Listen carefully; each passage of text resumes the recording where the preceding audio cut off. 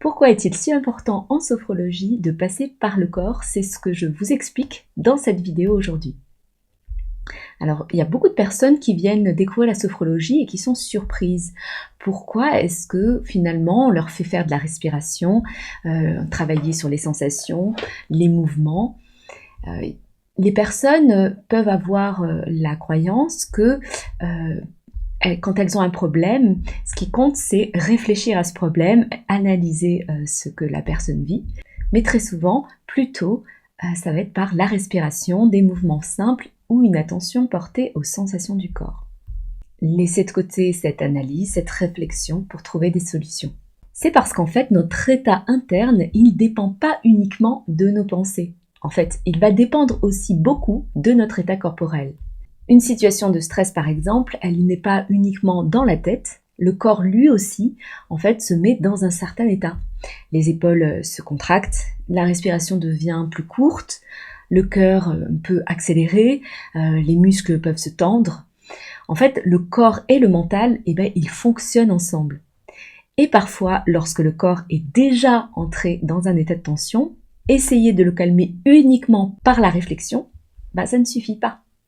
C'est un peu comme si le mental disait « tout va bien », mais que le corps en fait continuait lui à rester en état d'alerte.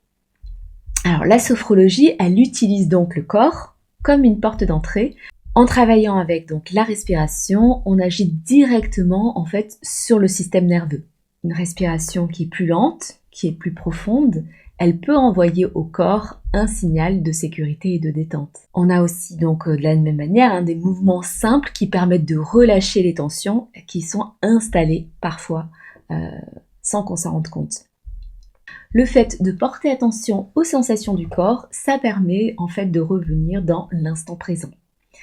Souvent lorsqu'on se sent stressé ou envahi par des pensées, l'esprit il est très tourné vers le passé ou vers l'avenir, et revenir au corps en fait ça va lui permettre de se reconnecter à ce qui se passe ici et maintenant, et donc on considère que le corps est un véritable allié en sophrologie.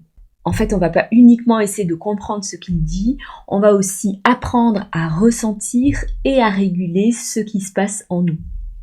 C'est pour ça que beaucoup de pratiques passent par les sensations, la respiration ou des exercices corporels simples. Ces pratiques, elles permettent progressivement d'apaiser certaines tensions, de retrouver plus de stabilité et parfois de mieux accueillir ce qu'on ressent. Souvent, les personnes elles découvrent que simplement revenir au corps, ça peut déjà changer beaucoup de choses dans leur manière de vivre. Elles se sentent plus ancrées, plus présentes et parfois aussi plus capables du coup de prendre du recul par rapport à leurs pensées et à leurs émotions. Donc la sophrologie, elle nous rappelle quelque chose finalement d'assez simple. Notre équilibre intérieur, il passe souvent par un dialogue entre le corps et le mental. Lorsqu'on apprend à écouter un peu plus son corps, ça peut devenir une ressource très précieuse au quotidien.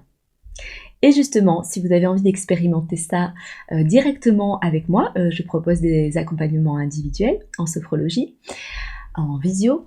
Et justement, vous allez pouvoir observer comment votre corps peut se calmer, peut retrouver un équilibre et justement peut vous permettre du coup de mieux vivre beaucoup de situations dans votre vie.